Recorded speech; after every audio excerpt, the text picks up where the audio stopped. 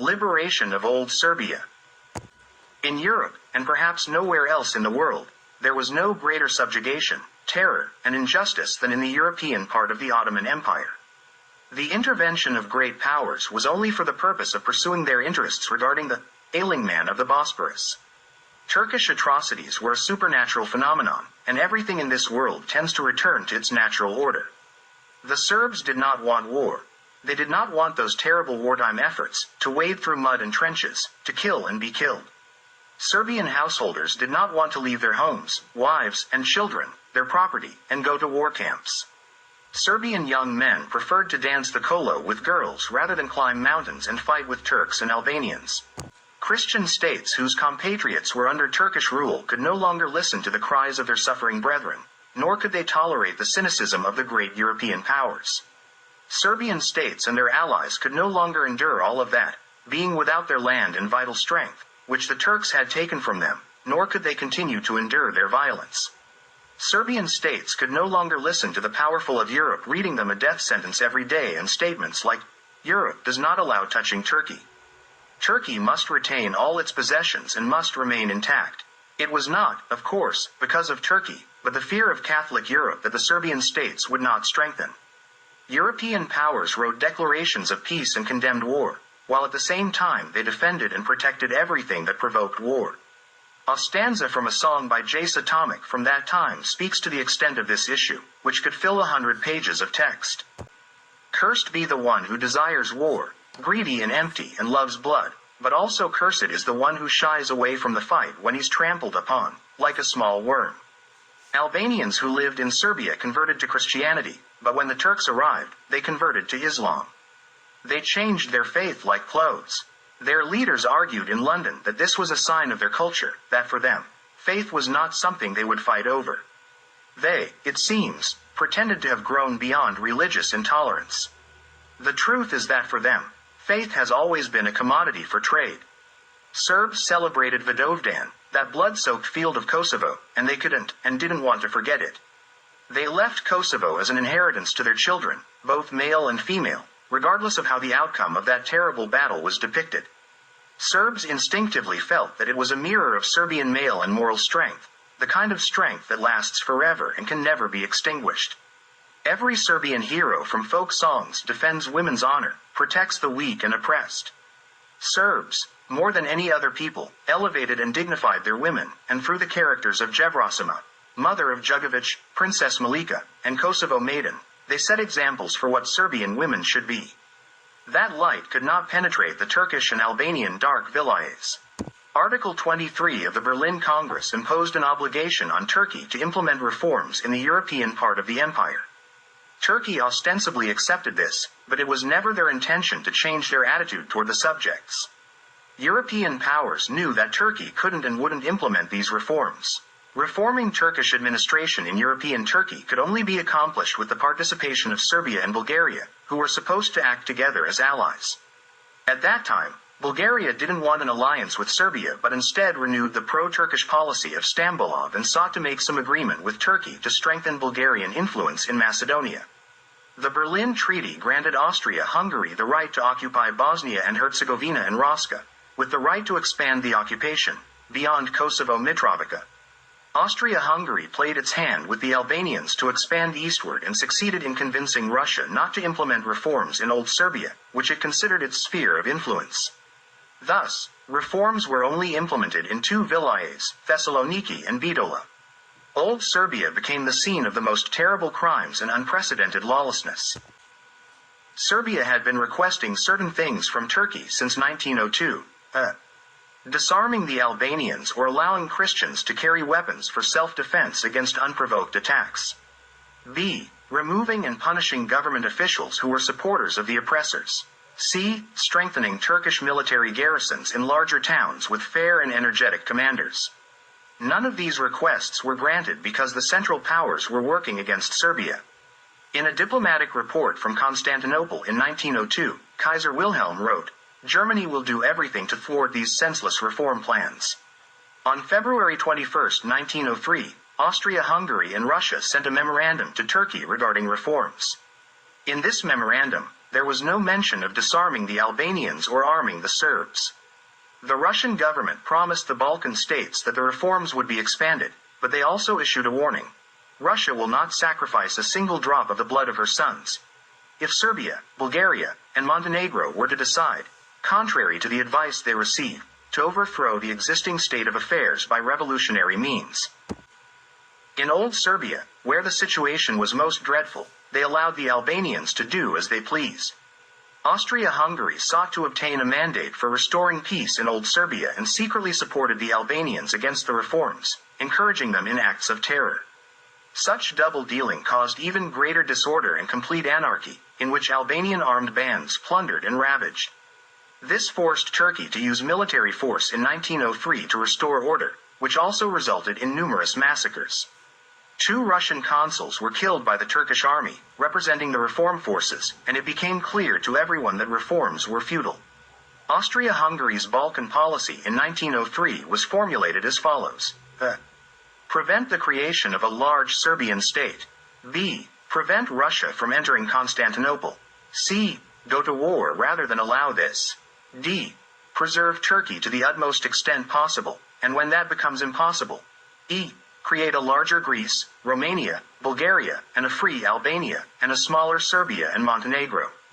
In Old Serbia in 1912, there were over 1 million Serbs who constituted the majority population and were entirely unprotected by the Turkish state, left at the mercy of uncontrolled Albanian terror. Serbia had unsuccessfully sought autonomy for Old Serbia from Turkey. The Turkish Kosovo Ville corresponded to the territory of Old Serbia and included modern-day Kosovo, Metohija, Raška with the Upper Polimlja, and in the south up to Velez and the Bergalnika River. When the renowned Serbian scholar Jovan Deretic traveled through Old Serbia and stayed in Kosovo in 1912, he noted that it was a land of utmost anarchy and violence. The Serbs were unarmed because the Turkish authorities prohibited them from carrying weapons, while armed Albanian bands attacked them, looting, raping, and killing.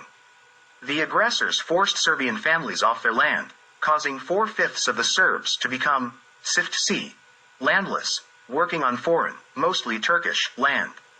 These bandit Albanian groups mainly come from central and northern Albania, wrote Deretic. Armed Albanian settlers forcibly occupy the land, and displaced Serbs who have titles to their land, a significant part of whom were maintained by the Serbian government, are waiting for the moment to reclaim their land, numbering around 150,000 from 1878 until the beginning of this war. Kosovo needed to be avenged with the expulsion of the Ottomans and the restoration of the old state tradition. When Kosovo was liberated, Jovan Deretic wrote, every Serbian peasant wanted to see this national sanctuary and carry a handful of its soil as a memento.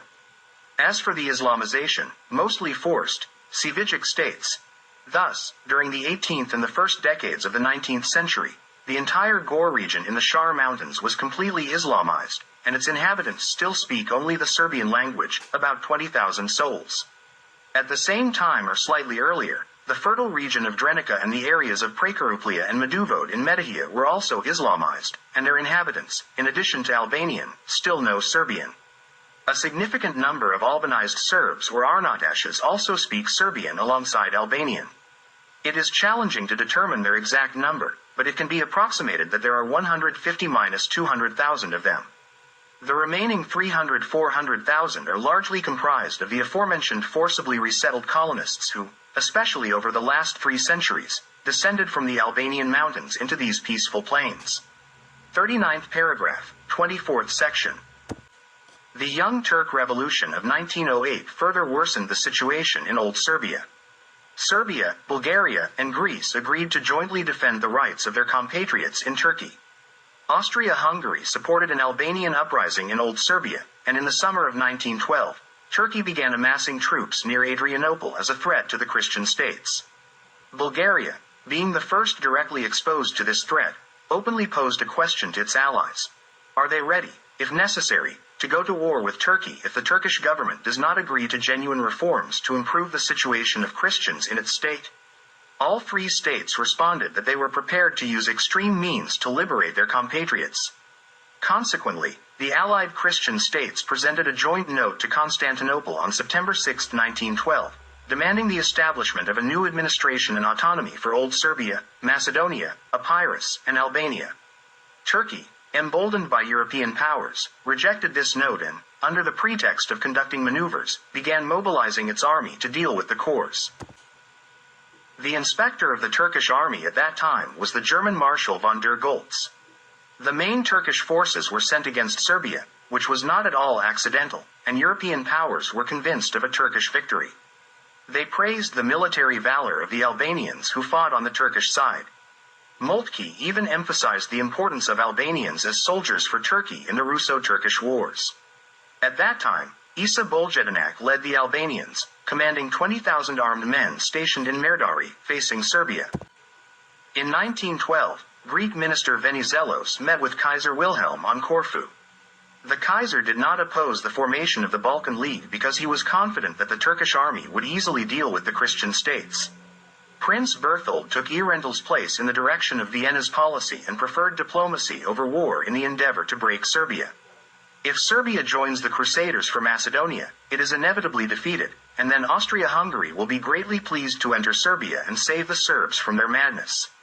Once Austria-Hungary enters, it will not leave, and its great civilizational power will expand to Albania, Macedonia, and finally, Thessaloniki. 45. Saint 116. When the war was already inevitable, the Serbian people embarked on this holy war with the highest enthusiasm. Serbs had long suffered and died on the stake and gallows while bands of oppressors rode through their sacred land. They trampled on everything sacred to Serbs, their holy land, their royal thrones, demolished and defiled their sanctuaries, seized their houses and estates, killed and violated Serbian children, and all of this was accompanied by cynicism without scruples and disregard from European powers. I must point out here that we are once again in the same situation today. Back then, small Serbia raised a great army, not in terms of numbers but in terms of valor. The Serbian army has always been and will remain the best in the world. Their only command was, forward, to the sacred Kosovo. And what else could be expected but that it would, like lightning, crush the Turkish hordes, scatter the Albanian Bolsheviks, and liberate Old Serbia. Serbia liberated cities and territories in the south and ceded them to Greece, sending its army to assist Bulgaria. Victory of Serbian arms in the service of God's justice was seen everywhere. It was not the first time, nor will it be the last, that the Serbian sword was placed in the hands of God's justice. Turkey had already requested on November 3 that the great powers intervene to stop the war. Not a single Serbian soldier took an apple from the liberated territory without paying for it at the market price. Until then, Catholic Europe competed in inventing more Serbian crimes. The Viennese publicist Lav Freundlich created a sort of pamphlet from collected articles in clerical and Austrian right-wing newspapers related to the cruelty and barbarism of Serbs and Montenegrins. He called this propaganda achievement the Albanian Tolgata. In propaganda brochures produced in clerical dynastic Austrian circles, Serbian Montenegrin madness reached genocidal proportions. They highlighted the fantastic claim that about 30,000 Albanians were killed in Kosovo, including 4,000 women and children. Such and similar lies have been repeated multiple times in the last 15 years by representatives of Catholic Europe. On the eve of the liberation of southern Serbia, the president of the Serbian government, Nikola Pasic, sent a proclamation to the Albanians with the following content: that everything that has happened so far should be forgotten and forgiven. That everyone will freely manage their schools, places of worship, and that everyone will be free to use their language in court and administration. In the Serbo-Turkish Wars of 1876-78, the Serbian army, under the leadership of Major Radomir Putnik, liberated Gilan and Gračanica. Due to pressure from European powers, they had to withdraw. After the liberation of Old Serbia, there were no reprisals or deportations of the Albanian population. During the period up to 1912, on the territory of Kosovo and Metohija, there were state schools, with education in the Serbian language, and national confessional schools. By their position, the Roman Catholic Albanian schools stood out with education in the Albanian language and Latin script as the writing system used in teaching.